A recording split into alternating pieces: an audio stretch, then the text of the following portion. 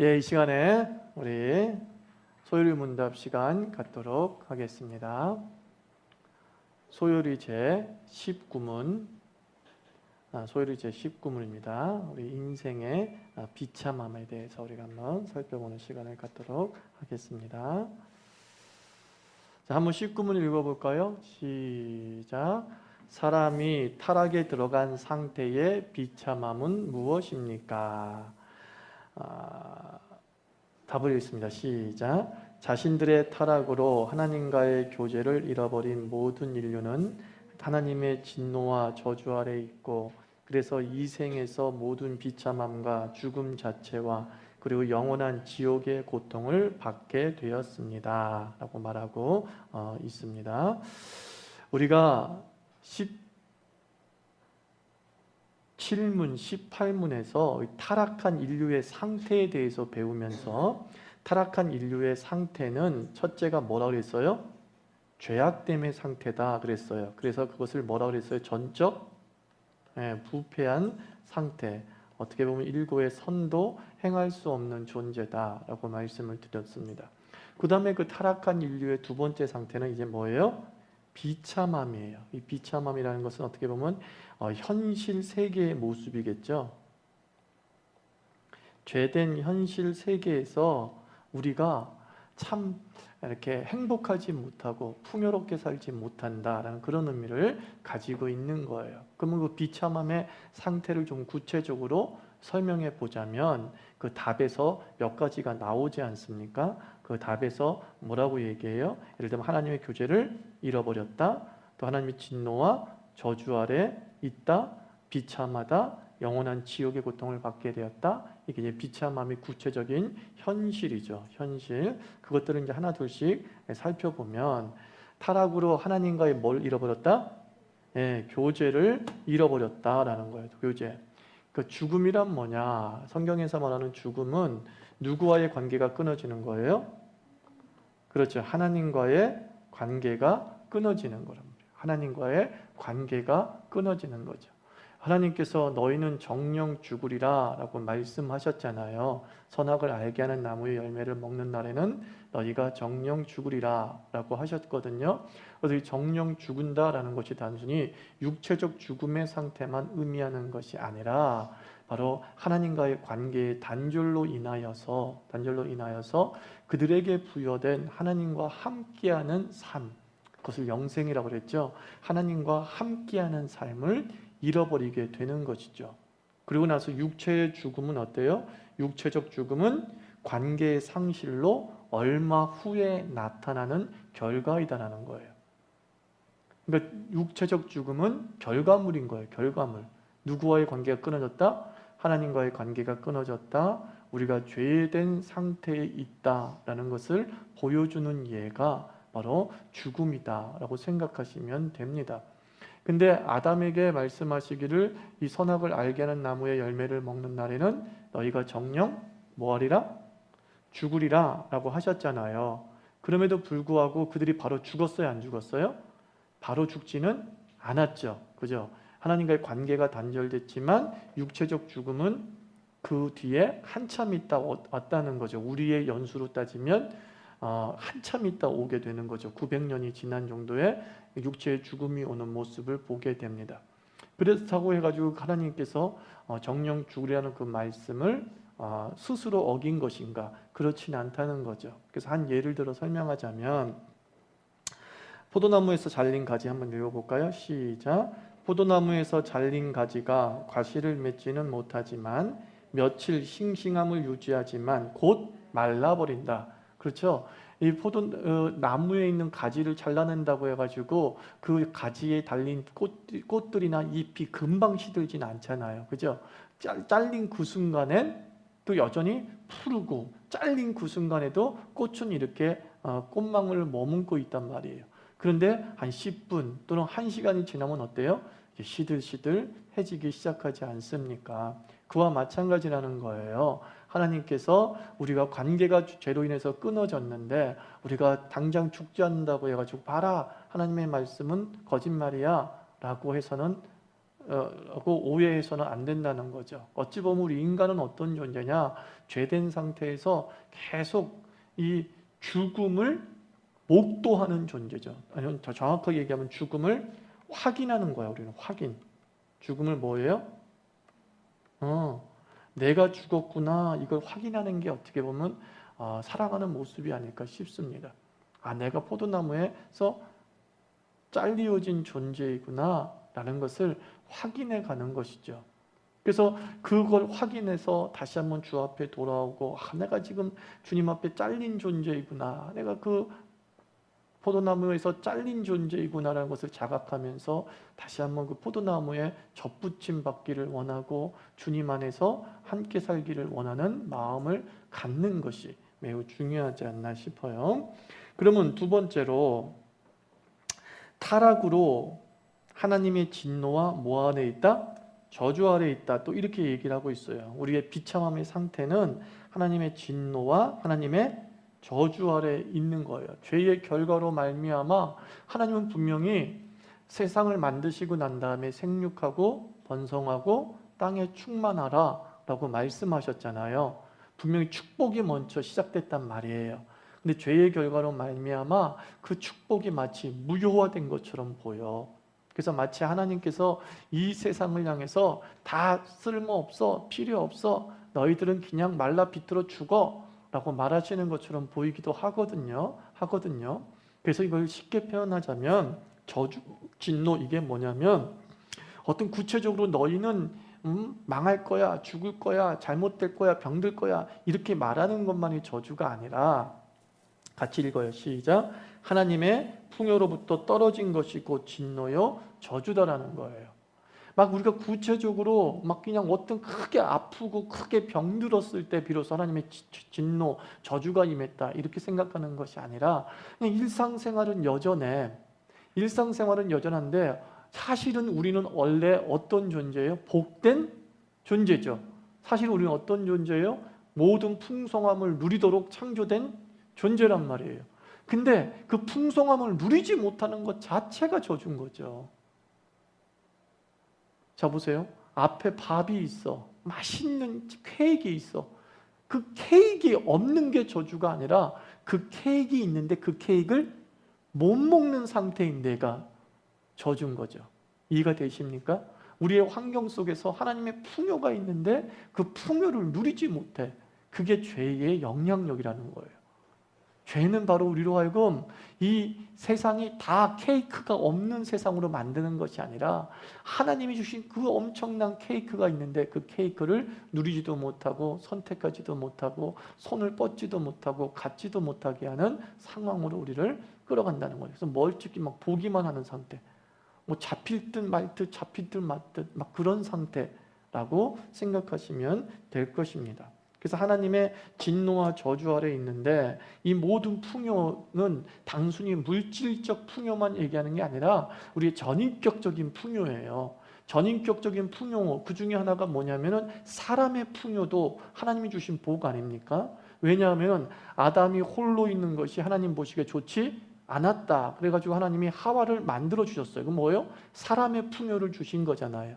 그죠? 사람의 풍요, 관계의 풍요를 주셨단 말이야. 그래서 창세기 2장 24절을 보면 남녀가 서로 어떻게 하셨어요? 연합하게 하셨단 말이에요. 근데 타락으로 말미암아, 죄를 지음으로 말미암아 사람과 사람 사이에 뭐가 생겨요? 분리와 소외가 생기는 거야. 서로 떨어져 있고 곁에 있어도 없는 것처럼 느껴지고 군중 속의 고독도 느끼게 되고, 참 이것은 불행한 것이잖아요. 우린 그렇게 창조된 존재가 아니라 연합해서 하나가 돼서 살게끔 만들어진 존재인데 타락이 바로 이러한 연합과 일치와 하나와 사람과의 교류에서 주는 행복감들을 다 상실하게 만들어요. 그래서 결국 사람과 사람이 깨지게 되는 과정을 살펴보면, 아담과 하와의 삶을 살펴보면 아담과 하와가 범죄함으로 말미암아 서로가 서로에게서 멀어지게 되는 이유가 있어. 그걸 뭐예요?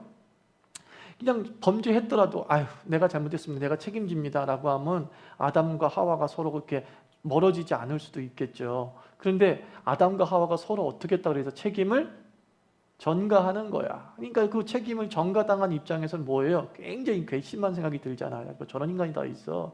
날 배신해? 이러는 것이죠. 이러는 것이죠. 그러면서 막 관계도 소원해졌을 것이 분명하다는 거예요. 얘기도 별로 없었을 것이 분명하다는 거예요. 무엇보다도 욕망의 뭐예요?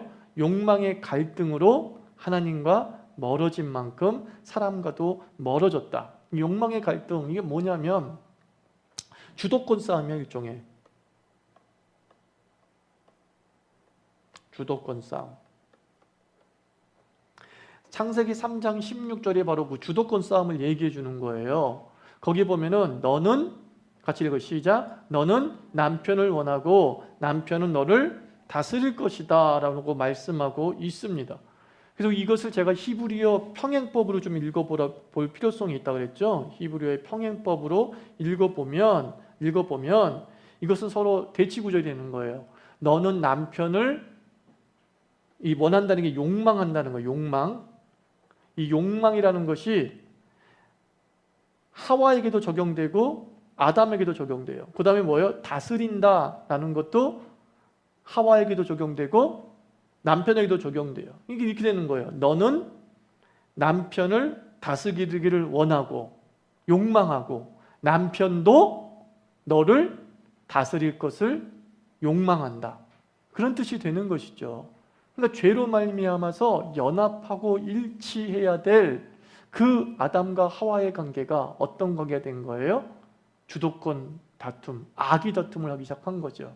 내가 너보다 위야, 내가 너보다 위야 라고 하면서 일종의 서열의식도 생기고 계급의식도 생기게 되는 거죠. 내가 너보다 잘났어, 내가 너보다 더 배웠어, 내가 너보다 더 똑똑해, 내가 너보다 더 미인이야 라고 하면서 이 서로 비교하면서 열등과 우월의식을 드러내는 것이죠.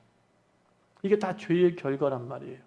죄의 결과란 말이에요. 그러니까 그런 사람들이 있는 곳에서 주도권 싸움하고 우월의식 주장하고 다른 사람에게는 열등의식 심어주고 하는 사람들 사이에서 어찌 평화가 있고 행복이 있겠어요. 그런 사람 만나고 싶지 않은 거죠. 그런 사람들하고 교제하고 싶지 않은 거죠. 그러니까 세상에 악이 다툼되는 이유가 다 바로 이 욕망의 갈등 때문에, 욕망의 갈등, 이 주도권의 갈등 때문에 생기는 겁니다. 그래서 창세기 3장 16절 또 이제 어떤 비참함이 있냐면은 내가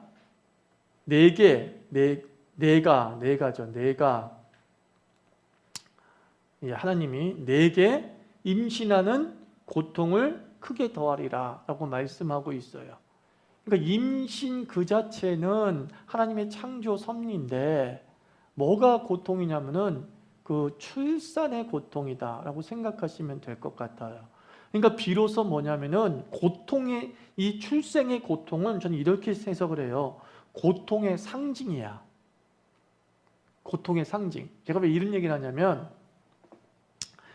그 사람이 가장 고통스러운 그 자극 정도를 이렇게 순서를 매겼다고 하잖아요.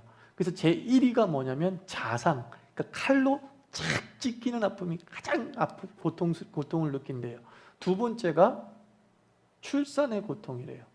그러니까 자상만큼의 엄청난 고통을 느낀다는 거예요. 그러니까 이 출산의 고통은 우리가 앞으로 당할 모든 신경계의 고통, 그것들을 상징할 수 있다는 것이죠. 아프긴 아픈데 안 아프면 아픈데 고통스럽지 않으면 건들 수 있잖아요. 근데 뭐예요? 막 고통스러워. 요즘 감기 막 몸살로 온다면서요. 감기는 걸렸는데 만약에 고통이 없다면 그럭저럭 기침하면서 그냥 넘어갈 만해요. 근데 어때요? 모든 병세는 뭘 동반해요? 고통을 동반한단 말이야. 고통을. 그게 안타까운 거죠. 그게. 그래서 바로 이 자녀를 낳는다라는 그 출산의 고통은 단순히 아담에게, 하와에게만 준 고통이다라고 생각하지 마시기 바랍니다. 왜냐하면 아담과 하와는 뭐예요? 인류의 대표성을 가지고 있잖아요. 인류의 대표성을 가지고 있기 때문에 하와가 당하는 고통은 곧 뭐예요?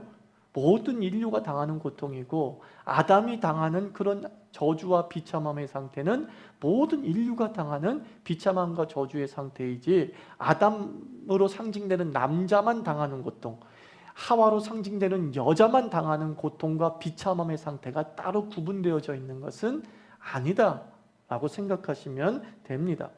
또 하나 우리 인류에게 닥친 그런 비참함의 상태, 그것은 무엇이냐? 창세기 3장 17절에서 19절 사이인데 같이 읽어볼까요? 시작. 너는 내 평생에 수고하여야 그 소산을 먹으리라.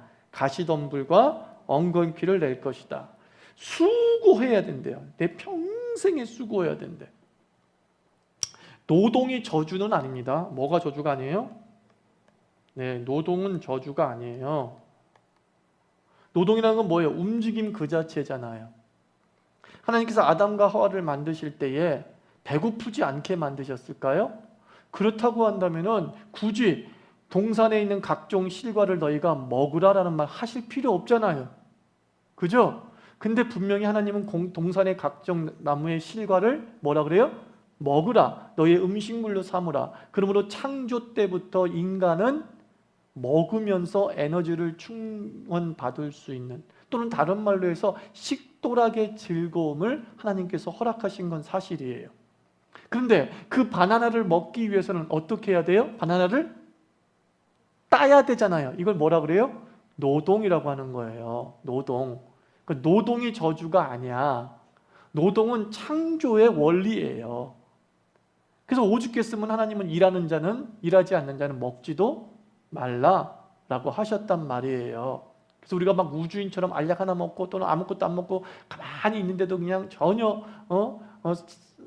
사는데 지장이 없고 계속 에너지가 공급되어지고 하는 그런 자동적인 로봇과 같은 그런 존재가 아니다라는 겁니다. 그래서 노동은 저주가 아닌데, 무엇이 저주냐면은 이젠 자연적으로 내게 주어지는 것이 없어진다는 거예요. 이게 저주야. 그래서 그 뒤에 뭐예요? 네가 평생에 수고하여야 그 땅에 뭐예요? 소산. 네가 일궈서 네가 바나나를 심어서 그것을 네가 따먹어야 되는 노동의 과정이 하나 주어진 거예요. 예전에는 바나나가 있어요, 없어요? 심지도 않고 거두지도 않았는데도 불구하고 떡하니 바나나가 있단 말이야. 그냥 바나나 자기가 하는 일은 따먹는 일만 하면 되는 거야. 근데 타락 이후에 하나님께서 에덴에서 쫓아내셨어. 그래서 에덴 밖의 생활은 뭐냐면 내가 먹을 것을 내가 어떻게든 만들어내야 되는 거야. 하나님이 주시는 게 아니라 내가 어떻게든 막 만들어내야 되는 거야. 그런데 그 만들어내야 되는 그 과정이 그렇게 쉽지는 않아요. 왜냐하면 그 먹을 것이 만들어지는 땅에 하나님이 뭐라 그래요? 가시덤불과 엉겅퀴를 낼 것이다 라고 말씀하는 거야. 한계가 있고 방해가 있고 부작용이 있고 내 의지대로의 좌절을 겪게 된다는 거죠.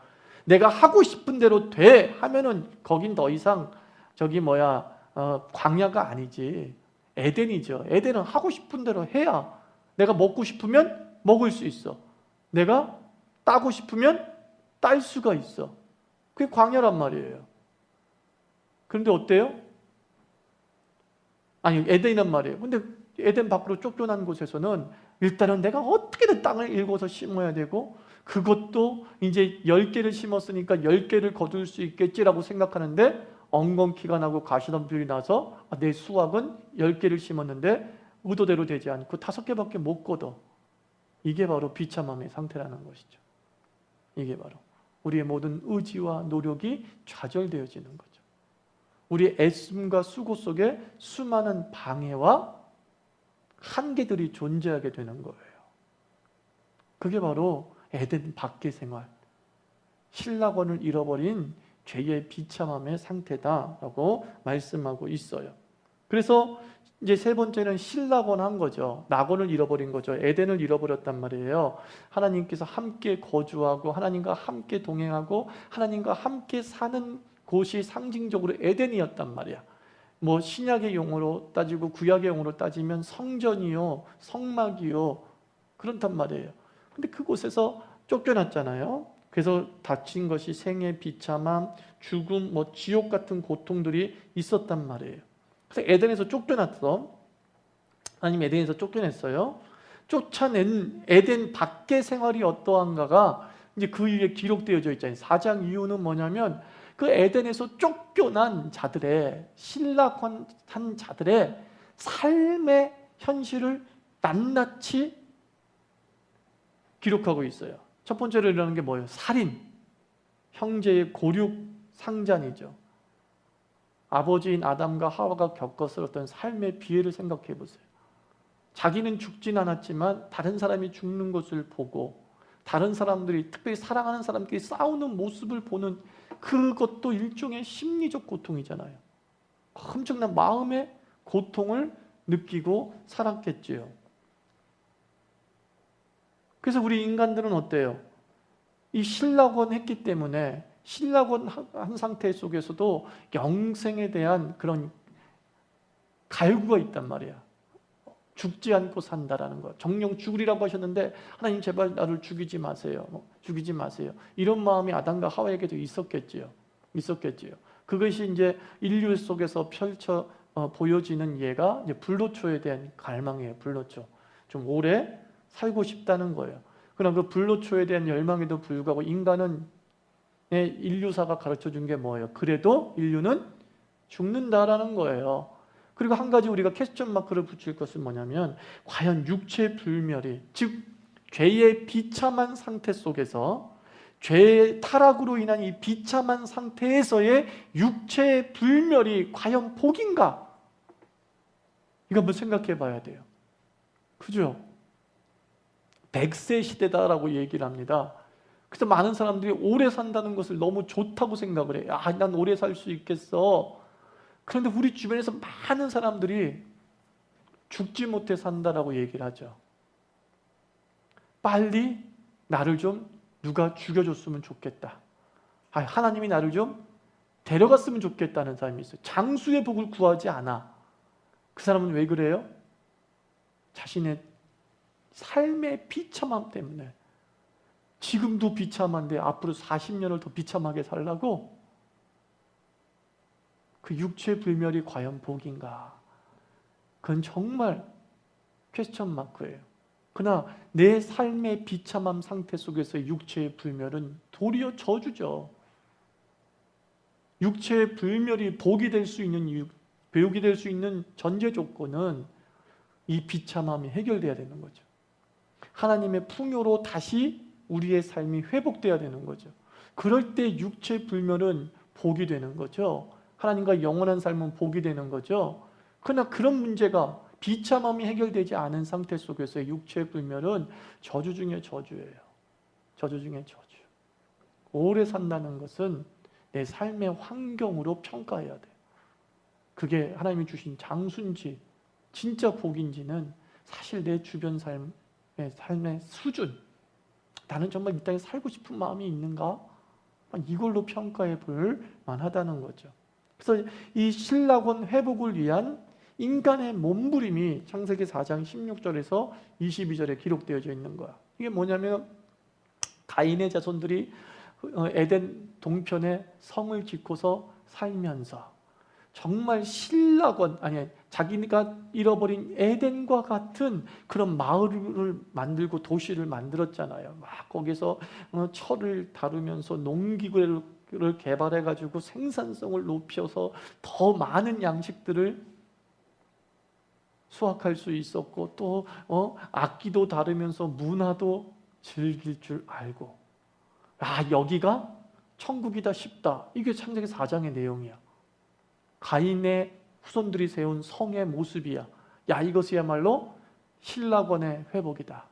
에덴의 회복이다 라고 생각할 수 있지 않습니까?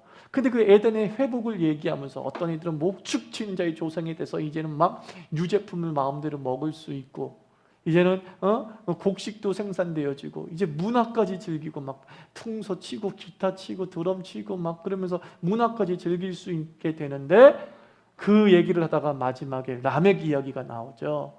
그 라멕이 뭐예요? 가인보다 더 많은 사람을 죽였어. 가인은 한 사람을 죽였지만 자기는 막 자기 기분으로 막 사람을 죽였어. 그걸로 끝나요. 그들이 만든 유토피아가 많은 사람들을 자기의 욕망에 따라 죽이고 짓밟는 사회였음을 성경이 고발하고 있어요. 그러니까 그건 뭐예요? 디스토피아죠. 그죠?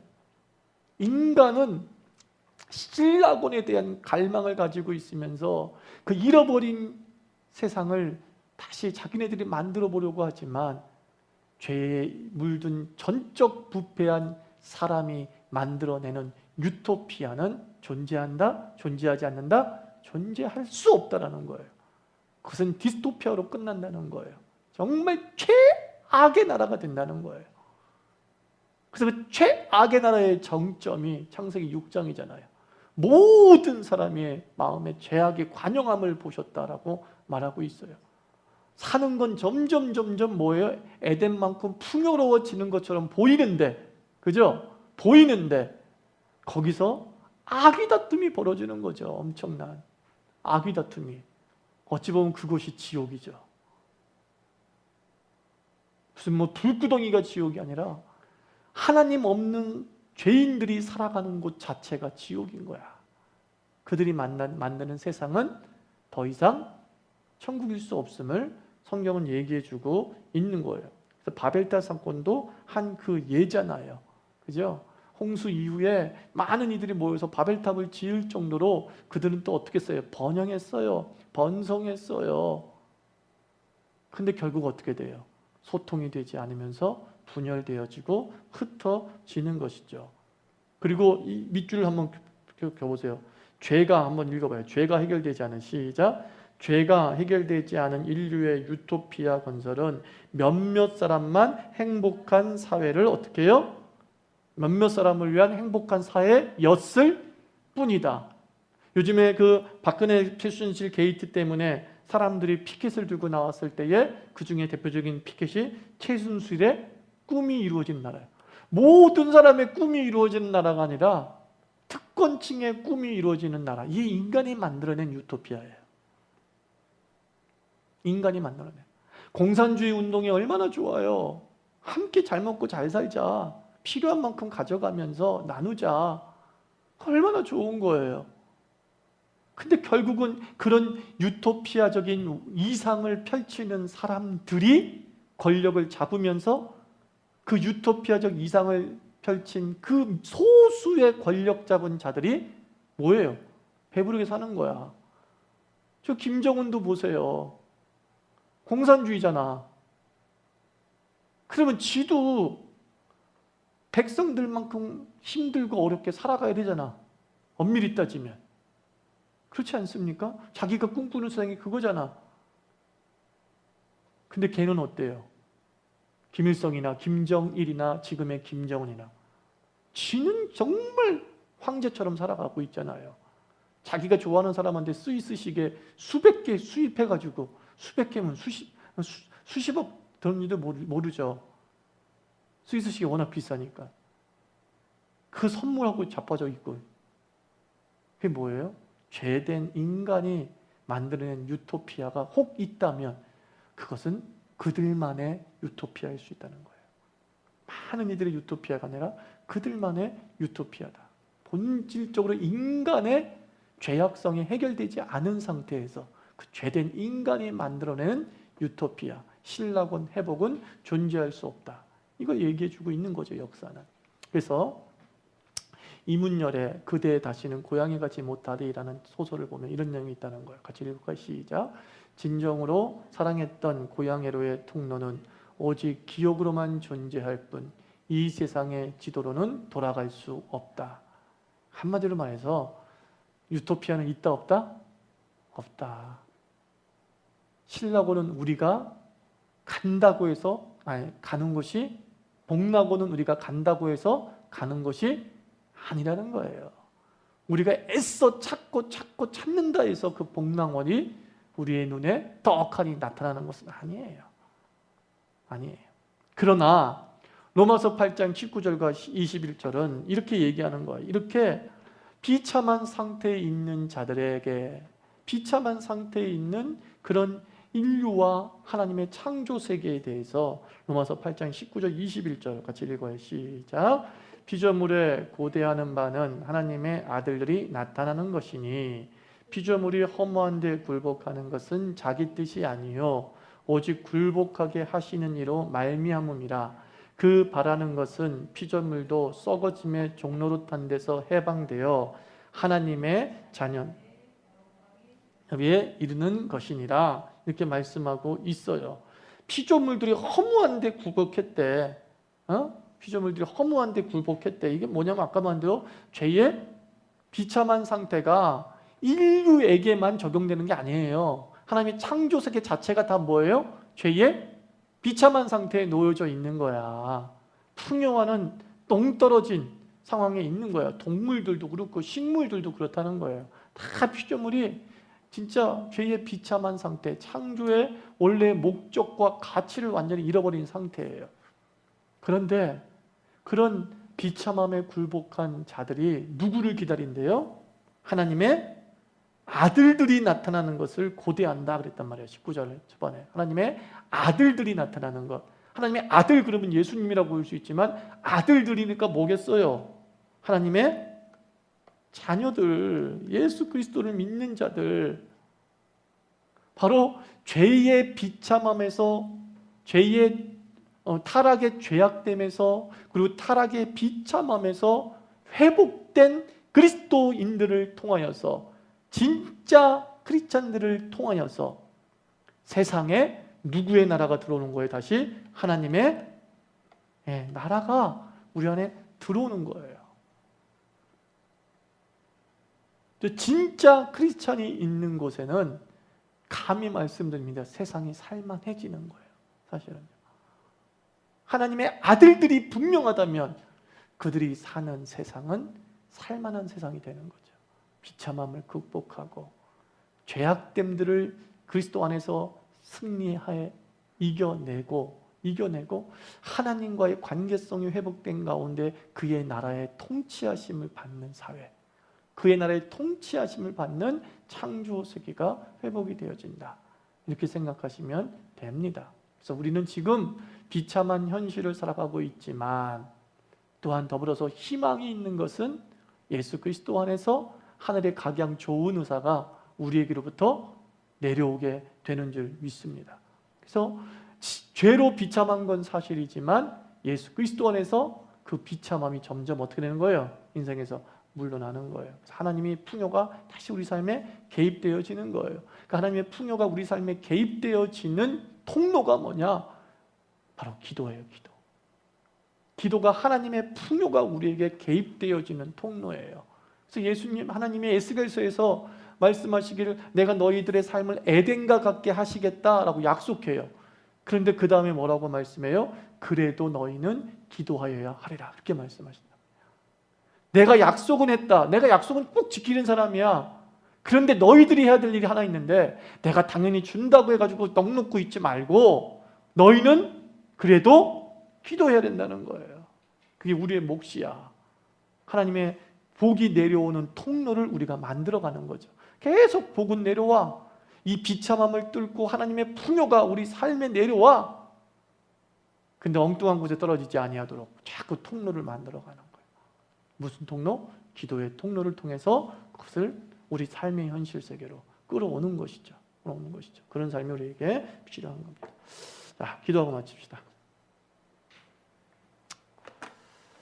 우리가 사는 세상이 내가 예수를 믿음으로 말미암아 행복해지게 해주시고 내 가정이 내가 예수를 믿음으로 말미암아 하나님의 풍요가 충만히 임하는 그런 가정과 사회와 교회가 되게 주옵소서. 함께 기도하겠습니다.